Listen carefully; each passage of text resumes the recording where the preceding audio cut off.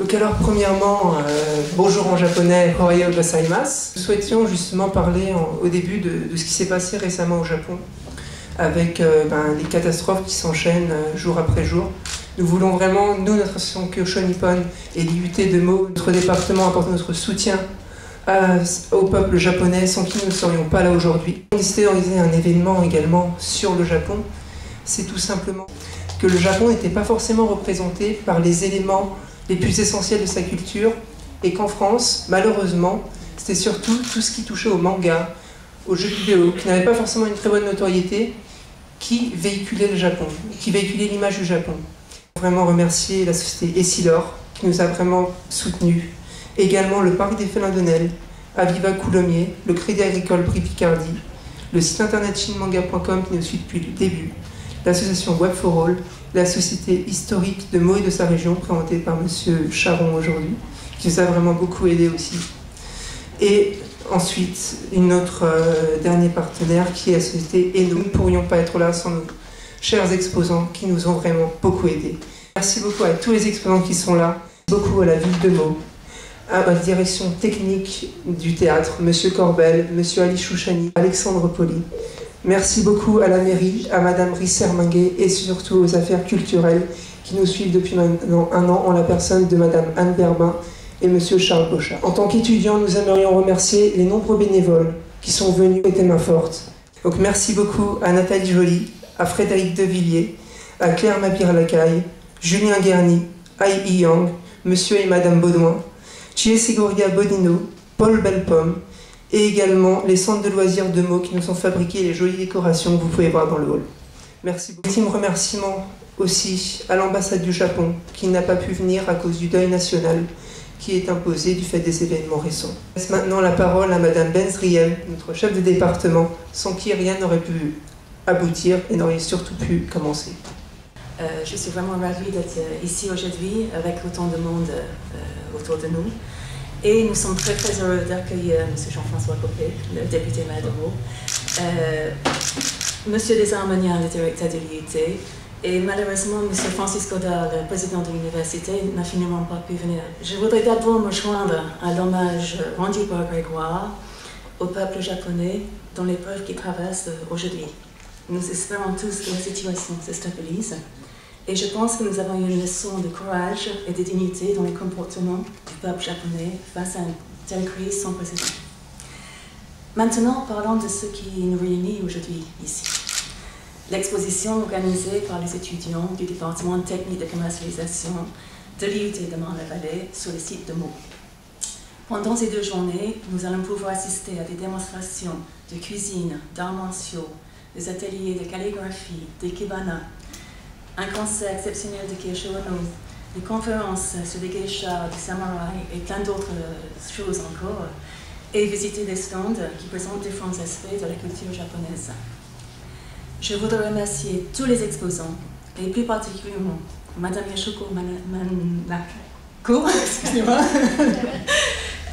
grand maître de Ikebana, qui est venu tout exprès de Tokyo cette semaine pour participer à cette exhibition. Merci vraiment beaucoup de ça.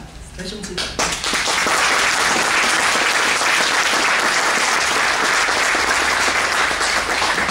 Et donc, sinon, pour tous les autres participants, on vous remercie vraiment pour votre enthousiasme et votre soutien à nos étudiants. Je voudrais également remercier les services municipaux et l'équipe de la médiathèque et le théâtre de Luxembourg et bien sûr les services culturels qui ont permis à cet événement d'avoir lieu dans de si bonnes conditions. Maintenant, féliciter nos étudiants pour le travail très professionnel qu'ils ont effectué avec le soutien de M. Claude Jaillet, leur tuteur, afin de réaliser ce projet. Nous demandons chaque année à nos étudiants de réaliser un projet tutoré qui doit mettre en pratique tous les enseignements qu'ils ont reçus au sein de notre département. Et je dois avouer que Grégoire, Marine, Marion et Anne-Claire nous ont bluffés par l'ampleur de l'événement qu'ils ont organisé et par tous les moyens qu'ils ont pu réunir afin de nous faire appréhender la culture japonaise. Passer la parole à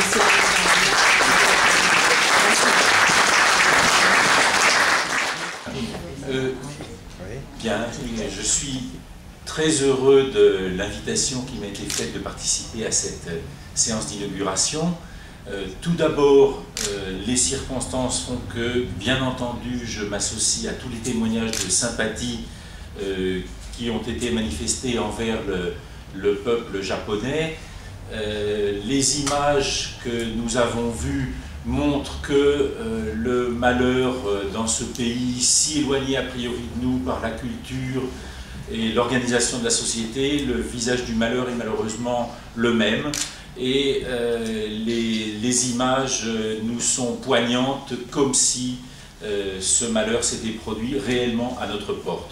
Donc nous ne pouvons pas, nous ne devons pas l'ignorer, et nous devons encore une fois réaffirmer notre solidarité, notre sympathie, notre compassion envers les victimes.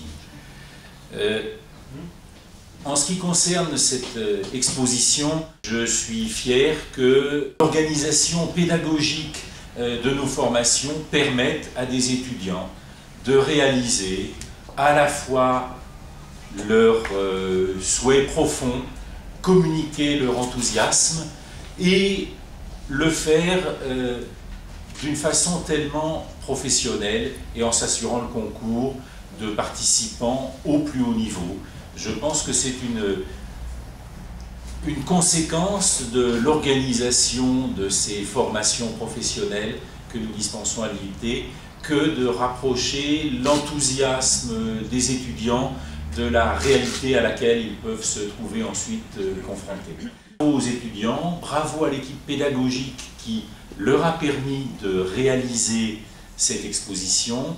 Merci à tous les partenaires institutionnels, merci à la ville de Meaux et à tous les services qui en dépendent pour le concours qu'ils ont apporté à la réussite de cette exposition. Je voudrais à mon tour vous dire combien je suis heureux de ce projet, impressionné par la qualité de sa réalisation. Lorsque, il y a quelque temps, j'ai été informé du projet de l'IUT d'organiser cet événement et que vous aviez sollicité mon concours et celui de l'ensemble de nos équipes, j'ai évidemment été très enthousiaste et très heureux que vous vous engagiez dans cette voie. C'est vrai que cette exposition se fait dans le contexte tragique que vous avez rappelé les uns et les autres.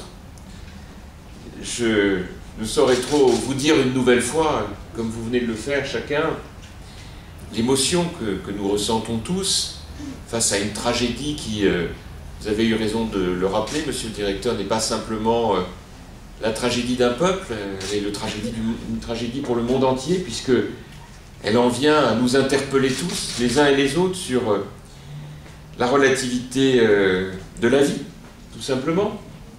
Voilà un pays extraordinaire, 3e PIB mondial, qui, avec tous les handicaps naturels possibles, mais une tradition, une culture, une histoire qui est très singulière pour les Occidentaux que nous sommes, a réussi à développer un modèle éloigné du nôtre et qui en même temps fait de ce pays l'un des plus importants au monde du point de vue de sa puissance économique, culturelle, scientifique, technologique, et qui a été frappé en quelques heures par une succession de drames absolument atroces, face auxquels il fait face avec un courage, une organisation assez extraordinaire, et puis, comme vous l'avez dit, avec un tempérament, madame, je rejoins bien volontiers ce que vous évoquiez, un tempérament qui force l'admiration, une dignité et un flegme. Nous mesurons à cette occasion combien il est important d'avoir toujours le recul nécessaire par rapport aux choses de la vie. L'exposition qui vient donc dans le contexte que j'évoquais à l'instant, vous avez eu l'intelligence de faire la démonstration que l'on pouvait illustrer la culture d'un pays à travers des arts différents, et je trouve que c'est très original. Et cet éclectisme qui est très fort dans la culture japonaise, comme vous le savez, est une manière pour nous, Européens, Français et Meldois, de découvrir cette diversité dans une ville qui est très attachée au rayonnement culturel. Et bien entendu, une pensée très intime et très profonde pour celles et ceux qui, de l'autre côté du monde, se battent aujourd'hui pour leur vie, pour la vie de leur famille, et puis bien sûr pour la survie de leur pays, qui, vous le savez, aujourd'hui, reste menacé. Merci beaucoup.